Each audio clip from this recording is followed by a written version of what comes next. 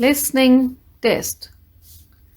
You will hear an audio and you will have to answer the questions as you listen.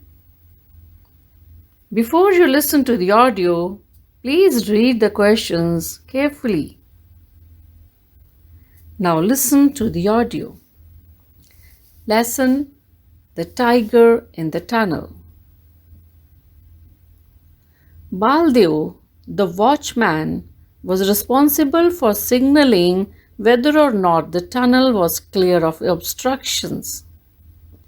Tembu, who was 12, did not always sleep with his father at the station, for he had also to help in the home, where his mother and small sister were usually alone.